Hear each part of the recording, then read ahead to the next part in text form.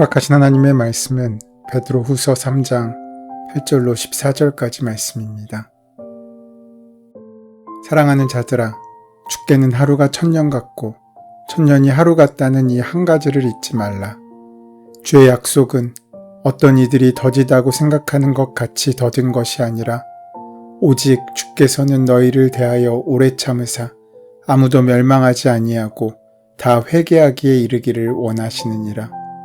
그러나 주의 날이 도둑같이 오리니 그날에는 하늘이 큰 소리로 떠나가고 물질이 뜨거운 불에 풀어지고 땅과 그 중에 있는 모든 일이 드러나리로다. 이 모든 것이 이렇게 풀어지리니 너희가 어떠한 사람이 되어야 마땅하냐. 거룩한 행실과 경건함으로 하나님의 날이 임하기를 바라보고 간절히 사모하라. 그날에 하늘이 불에 타서 풀어지고 물질이 뜨거운 불에 녹아지려니와 우리는 그의 약속대로 의가 있는 곳인 새하늘과 새 땅을 바라보도다. 오늘 본문은 성도들이 예수님의 재림에 대한 소망이 사라지거나 재림에 대한 의식 자체가 없어지는 것에 대해 경고하고 있습니다. 제가 어릴 적만 하더라도 재림은 믿는 사람들에게 큰 관심을 끄는 이슈였습니다. 재림에 대한 이야기는 우리의 믿음 생활과 아주 가까운 이야기였습니다. 하지만 요즘은 재림에 대한 관심이 사라져버린 것 같은 시대입니다. 주님의 재림에 관한 관심이 우리의 의식 속에서 서서히 사라지고 있는 것을 보여주고 있습니다. 예수님의 재림은 성도들의 가장 큰 기대이고 소망인데 그것에 대한 관심과 이야기가 사라진다는 것은 교회로서는 큰 손실이라 할 수 있습니다. 아마도 이런 이야기가 오늘날의 교회에서 사라진 까닭은 이단들이 거짓 진리로 수많은 사람들을 미혹했기 때문이며 그들이 그러한 거짓 진리를 전하는데 종말 사상을 교묘히 사용하였기에 그에 대한 반작용으로 재림을 이야기하는 것 자체에 대한 거부감을 가지게 된 것 때문일 수도 있습니다. 그러나 예수님의 재림은 성령의 강림하심과 함께 우리에게 주어진 가장 큰 소망이자 주님의 약속입니다. 그러므로 재림에 대한 성경의 바른 가르침과 뜻은 성도로서 반드시 알아야 하는 내용입니다. 베드로 사도는 주의 날이 도적같이 올 것이라고 말하는데 그 두려운 심판의 날이 어쩌면 멀지 않은 것처럼 여겨집니다. 폭포를 향해 흘러가고 있는데 그러한 위험도 알아차리지 못하고 유람섬 위에서 향락의 파티를 즐기고 있는 사람들이 본다면 그들은 행복한 사람이라 말할 수 있습니까? 지금 당장은 가장 큰 기쁨과 가장 큰 쾌락을 누리고 있지만 곧 다가올 운명은 그들의 넘어짐과 추락일 수밖에 없습니다. 그에게 어떤 경고를 해야겠습니까? 그런데 안타까운 것은 지금 눈앞에 펼쳐진 파티에 눈이 멀어 우리에게 다가올 위험에 대한 말씀을, 우리에게 임박할 종말을 사람들은 듣고 싶어 하지 않는다는 것입니다. 더 많은 시간이 남아있을 것이라는 헛된 착각 가운데 빠져 이 땅의 것에 몰두하고 있습니다. 하지만 물살은 더 빨라지고 있습니다. 그래서 우리는 분명한 대책을 세워야 합니다. 영적인 잠에서 깨어나야 합니다. 물질에 취한 상태에서 벗어나야 합니다. 파국을 향해 흘러가는 배를 멈추기 위해 닷을 내려야 합니다. 안팎으로 우리 삶을 뒤흔들어 놓고 있는 세속의 물결 속에서 휩쓸려 내려가지 않도록 든든하게 우리를 붙잡아주는 것이 바로 십자가입니다. 그 십자가를 든든히 붙잡고 산다면 우리 인생에는 반석 위에 지은 집과 같은 안정감이 있고 그 위에 더 큰 은혜의 집을 쌓아 올릴 수 있을 것입니다. 우리의 믿음이 쌓여져야 할 바로 그 자리가 십자가입니다. 십자가는 복음의 핵심이 됩니다. 십자가는 남을 살리기 위해 자신을 희생하는 것을 상징합니다. 사도 바울은 십자가의 말씀이 멸망할 자에게는 어리석은 것이지만 구원을 받는 사람인 우리에게는 하나님의 능력이 된다고 고린도전서 1장 18절 말씀에서 말하고 있습니다. 우리는 그 귀한 은혜와 능력을 누리며 살고 있습니까? 그러기에 우리는 더욱더 깊은 말씀 가운데 주님의 약속을 붙잡을 수 있어야 합니다. 베드로 후서가 기록될 당시 교회에는 수많은 위협이 도사리고 있었습니다. 세상은 극도로 타락해져 윤리적으로는 엉망이었고 외부에서 교회를 향한 공격은 더욱더 거세져 갔습니다.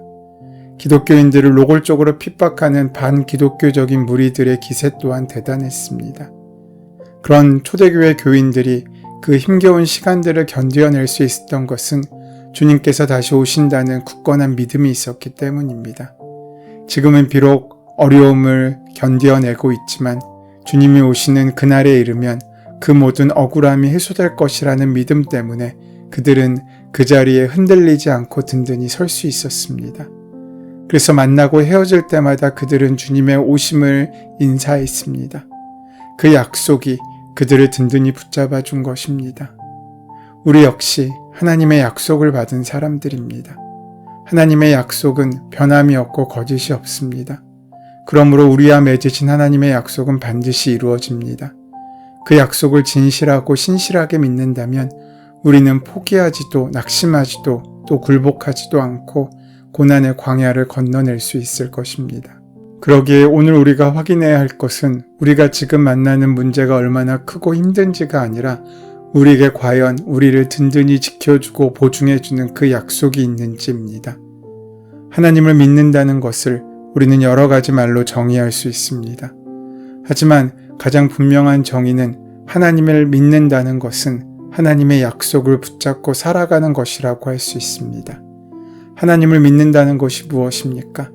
하나님의 약속을 내 것으로 붙잡고 그 약속을 실현하기 위한 삶으로 살아가는 태도를 말합니다.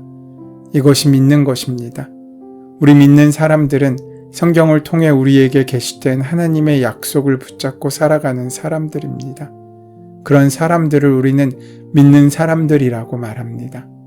하나님의 본질적이고 영원하신 구원의 약속을 붙잡고 동시에 이 세상에서의 일반적인 삶의 약속을 붙잡고 더 나아가 나에게만 주시는 특별한 약속을 붙잡고 살아가는 사람들이 바로 하나님을 믿는 사람들, 하나님의 백성이라고 할 수 있는 것입니다.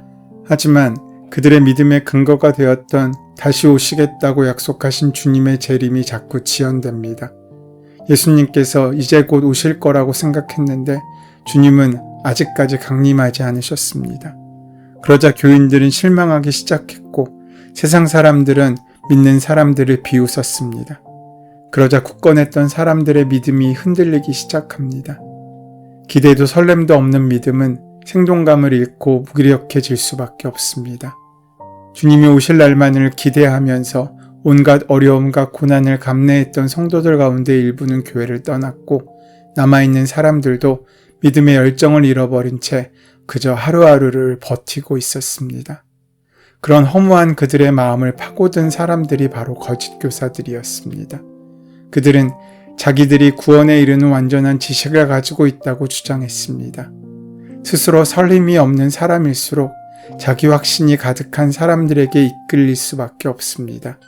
많은 사람들이 이단 종파에 이끌리는 것은 그들의 가르침이 그럴듯해 보이고 명확한 삶의 지침을 주는 것처럼 보이기 때문입니다. 베드로는 초대교인들이 거짓 교사들의 헛된 가르침에서 일어날 수 있도록 주님은 분명히 다시 오실 것이고 그 심판의 날이 오면 정의와 불의, 진실과 거짓, 알곡과 쭉정이가 가려질 것이라고 말씀합니다. 그날이 반드시 올 것이라고 다시 한번 강조하고 있는 것입니다. 그렇다면 그날은 왜 자꾸 지연되고 있는 것이겠습니까? 초대교회는 주님이 곧 재림하실 것이라고 믿었습니다. 그래서 어떤 사람들은 자신의 모든 재산을 팔아 교회에 내기도 했고 또 어떤 사람들은 세속적인 직업을 버리고 이제 오실 주님을 맞이하기 위해 거룩한 삶을 추구했습니다. 그런데 오신다는 그 주님이 오시지 않자 사람들이 동요하기 시작한 것입니다. 믿음과 인내가 부족한 사람들은 재빨리 옛 생활로 복귀했습니다. 조금 더 진득히 기다리는 사람들은 긴가민가 하면서도 오실 주님을 기다렸습니다. 베드로는 그런 교인들의 의심을 너무나 잘 알고 있었습니다. 그래서 재림이 왜 이렇게 지체되고 있는지에 대한 설명을 해줘야 할 필요가 있었습니다. 먼저 사도는 하나님의 시간과 우리의 시간이 다르다고 말합니다. 그러면서 베드로는 시편의 말씀을 인용합니다. 하나님께는 하루가 1000년 같고 1000년이 하루 같다. 주께는 하루가 1000년 같고 1000년이 하루 같다는 것입니다. 우리는 때때로 조급증에 사로잡힐 때가 많습니다. 우리의 기준과 생각으로 보기에 하나님께서 하시는 일은 너무 느리고 더뎌 보입니다. 성질 급한 사람은 기다리다 죽을 정도입니다. 하지만 하나님은 모든 일이 일어날 때 일어나도록 하십니다. 물론 우리는 그 하나님의 처사를 다 이해하지 못합니다. 그것은 우리의 한계이지 하나님의 잘못이 아닙니다. 하나님께서는 항상 그때에 알맞게 움직이십니다. 바쁘다고 해서 기차를 타고 그 안에서 뛰어보아야 소용없지 않습니까? 그저 마음을 가라앉히고 조용히 기다릴 일입니다. 그러면 기차는 내가 가야 할 그곳에 나를 내려주게 될 것입니다. 우리는 하나님의 시간 속에서 살아갑니다. 그 시간에 우리의 몸과 마음을 조율해 나가는 것이 참된 지혜일 것입니다. 우리는 그저 다만 기도하고 기다릴 뿐입니다. 그리고 하나님의 가장 적절한 시간에 가장 적절한 방법으로 우리의 뜻을 이루실 것이라는 그 사실을 붙잡고 믿을 수 있어야 합니다. 믿음은 나의 원함과 뜻이 이루어지는 것이 아니라 하나님의 뜻이 나를 통하여 이루어지는 것을 진심으로 바라는 것이기 때문입니다. 주님의 그 선하신 뜻이 온전히 이루어질 때 우리들의 모든 것이 아름답게 변한다고 믿는 사람은 어떠한 상황에서도 낙심하거나 절망하지 않습니다. 지금은 하나님의 인내의 시간입니다. 베드로는 주님의 승천과 재림 사이의 시간은 하나님께서 죄인들을 자기의 죄에서부터 돌이킬 수 있도록 또 다른 구원의 기회를 주신 유예의 시간이라고 말합니다. 모든 사람들이 회개하여 구원받을 수 있도록 심판을 연기하고 계신 집행유예의 시간이라는 말씀입니다. 사랑 자체이신 하나님은 죄인들이 돌이키기를 바라시고 인내하며 기다리십니다. 지금 당장 우리의 잘못에 대해 징계하지 않으신다 하여서 하나님이 계시지 않는다든지 하나님이 세상 일에 관심이 없다고 말할 수 없습니다. 하나님께서 원하시고 바라시는 일은 우리가 처음 형상의 그대로 하나님께서 보시기에 아름다웠던 그 모습 그대로 새로운 존재로 변화하는 것입니다. 새로운 존재는 다른 것이 아니라 우리 안에 심어주신 하나님의 형상으로 살아가는 것입니다. 베드로는 본문에서 우리에게 묻습니다. 11절 말씀에 너희는 어떤 사람이 되어야 마땅하는가? 이 질문은 지금을 살고 있는 우리에게도 동일한 질문일 것입니다. 여러분은 어떠한 사람입니까? 또 어떤 사람이 되어야 합니까? 사람들은 처음 만나면 이름을 물어보든지 명함을 주고받습니다. 그래서 거기에 적힌 이름을 확인하고 그 사람의 이름을 포장하고 있는 지위를 확인합니다. 그래서 그것으로 그 사람을 평가하고 그 사람을 인식하는 경우가 많습니다.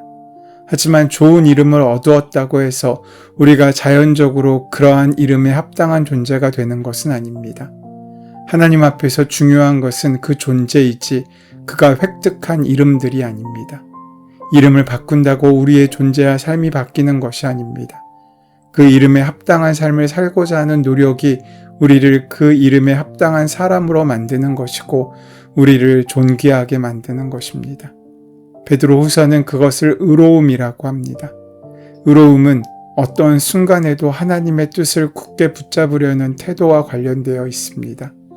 세상이 제 아무리 험하고 우리를 유혹하는 것이 많다 하여도 하나님이 기뻐하시지 않는 일은 단호히 거절하고 불의를 용인하지 않고 저항하는 사람들이야말로 그리스도인이라는 이름에 합당한 사람일 것입니다. 그런 우리에게 하나님은 오늘 본문의 말씀을 통해 거룩한 행실과 경건함으로 하나님의 날이 임하기를 바라보고 간절히 사모하라고 권면하십니다. 결국 주님이 가신 길은 십자가의 길입니다. 그 길로 우리를 초대하십니다. 하지만 세상 사람들은 이런 초대를 미련하다고 말합니다. 방주를 예배하는 노아를 보면서도 사람들은 비웃었습니다.